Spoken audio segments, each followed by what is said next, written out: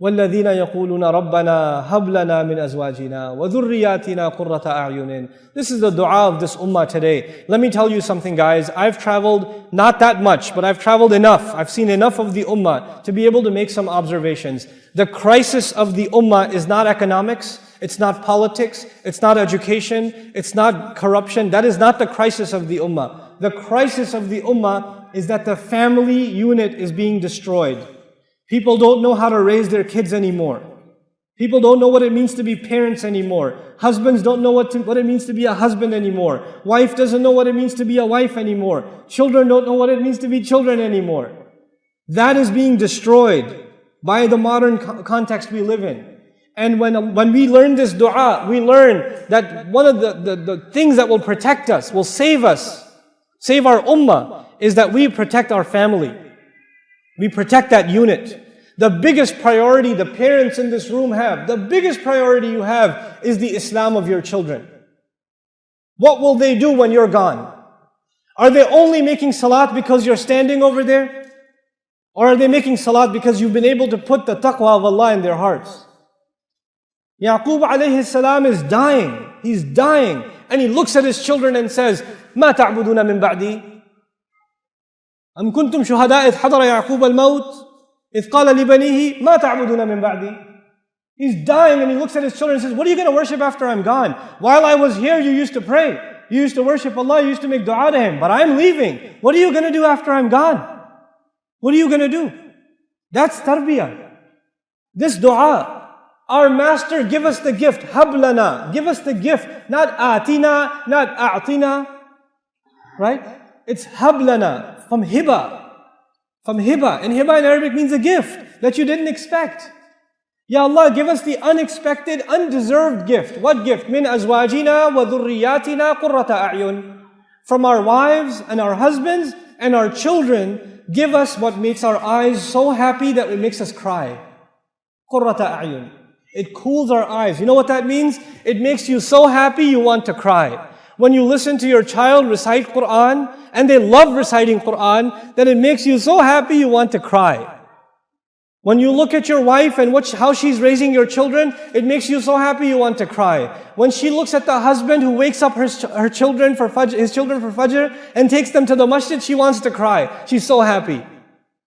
Our husbands cry and our wives cry, but they don't cry because they're happy. They cry for other reasons. You know, we are asking Allah for tears of joy. We want to be so happy with our family. How are we going to do that? Right now, every day you go home, you fight with your wife, man. Every day you go home. It's like, why were you so late? Why are you asking me? You always ask me. Don't you know there's traffic? Look outside the window. And you start every day. And then you're so angry, then you look at the child and he's like, why are you playing with a toy? Why do you look happy? We don't have happiness here. Where's your homework? And the kid's like, I didn't get any homework. You know, why not? I'm going to complain to your school. You know, God, this is not qurrata a'yun. There are people who come to the masjid for salat, and salat is supposed to give you peace. It's supposed to make you calm. It's supposed to settle you down. And then they go home and there's a tornado that walked into the house. Oh, children hide under the bed. You know, the wife gets off the phone. She's like, you know, you cannot be the reason for your family to be afraid of you. You should be a reason for your family to be overjoyed. Your children should they should run to you and hug you when you come home. That's the relationship you should have with your children.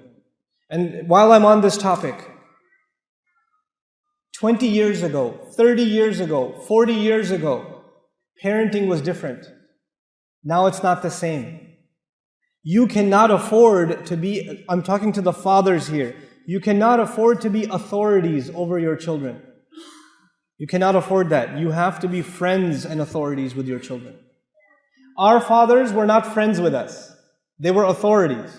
We didn't slap our dad on the back and say, hey dad, let's go play some basketball, let's play some football. We didn't do that. Abba Kimon Baba, Abba Jan, you sit straight. Assalamu alaikum. You get their shoes. That was 20 years ago, 30 years ago. Your kids don't do that. And they won't. We're living in 2013, brothers and sisters.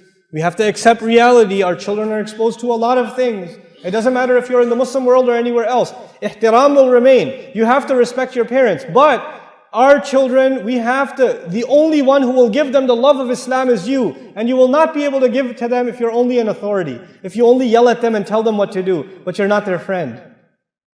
Every father here should know and master the video games your children play. You should be better at, if you're letting your kids play video games, first of all, that's a problem. But if you are letting them play and you're not going to let them stop, then you better play with them. Then you better be sitting there playing with them. You don't go watch the news. You're not going to change the world. Okay? You've watched enough news. Believe me, and nothing has changed. You need to know whether the stock market went up or down. You don't even care about stocks, man. Why are you watching the news? It has nothing to do with you. Listen to it in the car, when you're in the car. Don't come home and watch TV. Don't come home and watch the news. Come home and play with your kids. Do homework with your kids. Talk to your kids. Take your kids to the masjid. Do that with them. Make your kids love you. I tell you, I'm telling you, if the fathers don't do this, we will lose this ummah. We will lose our next generation. I am telling you. I'm guaranteeing you.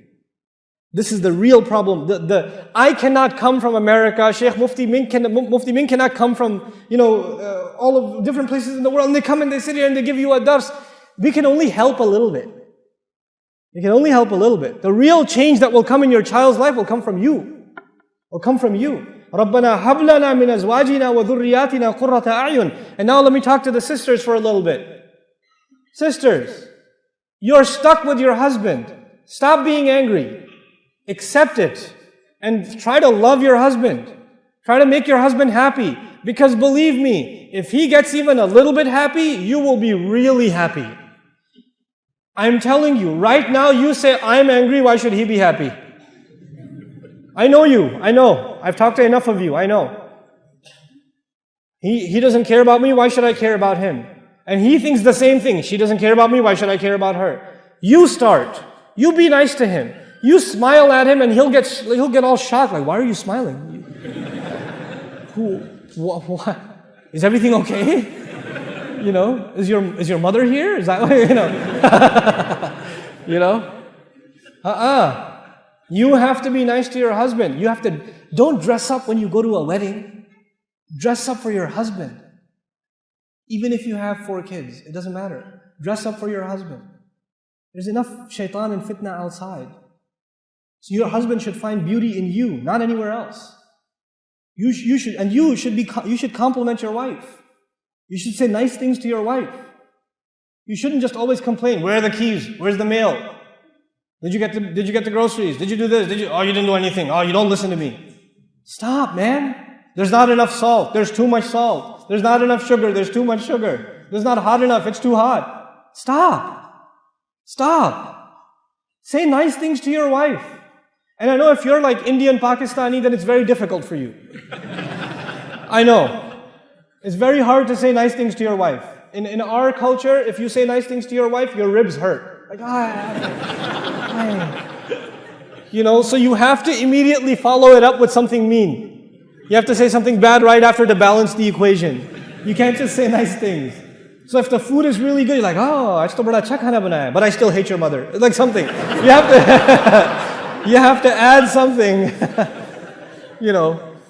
But don't try to be, this is the dua. We are asking Allah to give us so much happiness from our wife and our husband and our children that it makes us want to cry out of joy. How will that happen? You cannot ask Allah for something and not make any effort yourself. It doesn't work that way. You cannot say, Rabbi ja'alni muqim as-salati. Ya Allah, make me establisher of the prayer. And you're lying down in bed, adhan's going on, you're like, Rabbi ja'alni muqim as-salati. Allah is not going to send you angels that carry you and lift you to the salat, and then they make you make ruku and get you back up. You got to get up yourself, man. You make dua and you make some effort yourself. You're not going to make dua and all of a sudden your wife will start loving you. No, you have to show her love too. You have to do that. You have to make some effort in the house. I am telling you, this is the work of the ummah today. Fixing the family.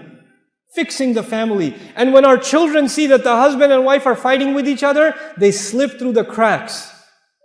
So they get in trouble with the mother, they run to the father. When they get in trouble with the father, they run to the mother. And they know they can do whatever they want that way. Because they know father and mother don't like each other. When father and mother are a team, oh man, then they got nowhere to go. You go to mom, mom's like, okay, hold on, let me call your dad, let's talk about this together. Oh, no. I was hoping we could discuss this by ourselves without getting father involved. No. You know, this is هَبْ لَنَا مِنْ أَزْوَاجِنَا وَذُرِّيَّاتِنَا قُرَّةَ أَعْيُنٍ. And why should we do this? Why should I care so much about raising a good family, being a good husband? Wallahi, when you're a good husband, your son will be a good husband. When you're a good wife, your daughter will be a good wife. Sisters. This is and if you're not, then you will create bad families down in the future. And you will be the fault. You will be the reason. So we say, وَجْعَلْنَا لِلْمُتَّقِينَ إِمَامًا. Make us imam, make us leaders over people that have taqwa. In other words, everybody who has a household is an imam. You have an imam of the masjid. You have an imam of, the musalla. But every house has an imam. You're the imam of your house. I don't care if you have a beard or not. You're the imam of your house. I don't care if you memorize Quran or not. You're the imam of your house. And you want to make sure that your household, that you are imam over, these people are muttaqeen. The last thing I want to share with you about these requirements is why. Why did Allah say, وَجْعَلْنَا لِلْمُتَّقِينَ إِمَامًا? On Judgment Day, when I stand in front of Allah as an imam over my 6 children and my wife, when I am imam over them, they will be tied to me. And if I didn't do my job with them, and they made mistakes because of me, their mistakes will also cost me. I will be dragged down with them. But if I raised my children correctly, and I did good with them, and they went on to serve Allah's deen, and become good people, earn good deeds, then Allah raises them. And when He raises them, automatically, because I'm chained to them, He raises me. We ask Allah to be with Imam over muttaqeen. Because we ask that because we need it on Judgment Day. My deeds are not enough. I'm going to need commission from my children and their children and their children and their children. I tell you something. I'm originally from Pakistan. And I come from a family and an extended family that's not very religious. We're not super religious. I wasn't raised religiously, really. And we made some salat here and there, but overall we're not that. And most Pakistani families are like that. There are some that are religious, but most of them, in our circle at least, we're not like that, right? And you know what? They were really, when I started learning more about the religion, my cousins and other family members were kind of a little bit in shock. They were a little bit taken back. Why are you growing a beard? We don't do that. Why is your wife wearing hijab and niqab and all of that? Why is she doing that? Why can't you be regular? Why can't you be normal, they said. Right? Because normally, women don't wear hijab and it's all good. And the men are the way they are, and salat, if once in a while is fine. No big deal. You go to a wedding by Asr time, Maghrib, Isha go by, nobody cares. Songs are playing, it's no problem, right? And so they say, you are leaving the tradition. Why aren't you like us? Why do you want to be like the Maulvi Sahab? Why do you want to be, I'm a really strange Maulvi Sahab, I know, wearing a suit. I know. It's weird, it's confusing to you, I understand. I'll explain it to you one day. I'll come back and explain it to you. But for now, let me tell you something. Look back 2 generations ago. Look at the picture of your great-grandfather and his wife. They barely had black and white photographs back then. Guess what? Grandpa's got a big old beard and grandma's you don't even see her face. That's our tradition.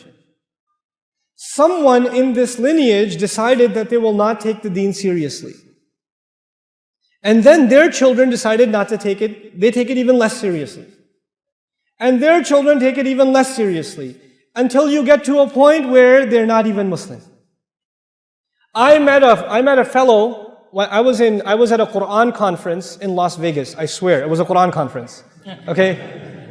So I was there at a Quran conference and I met this really old white couple. They're in their 90s. Blonde hair, blue eyes, they came into the masjid.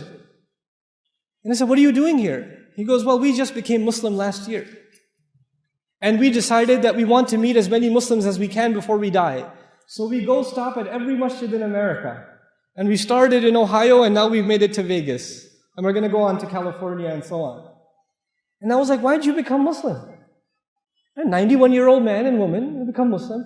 He said, I was looking up my family tree and I realized that we're actually of Lebanese origin. And my great-grandfather who moved to America was actually a Muslim. But then his son, my grandfather, married a Christian. And then the children were raised pretty much between the two religions. And then they ended up choosing Christianity. And then we were raised Christians. And I've been raised a Christian. My children were Christian. But when I looked back at my lineage, I said, how was my great-grandfather Muslim? What is Islam anyway? I started reading it and I came back to Islam. Subhanallah. Subhanallah. You know? But how many people lose their religion? How many people? And you don't have to become a Christian or a Jew or an atheist to lose your religion. Isn't it enough that we're not even praying anymore? Isn't it enough that our children aren't even praying anymore? Allah says in the Quran, فَلَا صَدَّقَ وَلَا صَلَّى. He didn't confirm the truth, and the proof is he didn't pray. Accepting the truth of Islam, the proof of that is what? You pray. You don't pray, that means you don't really think it's the truth. فَلَا صَدَّقَ وَلَا صَلَّى وَلَكِنْ كَذَّبَ وَتَوَلَّى. He lied, he called it a lie, and he turned away from it. يعني في الآية تولى عن الصلاة. He turned away from the prayer. You know?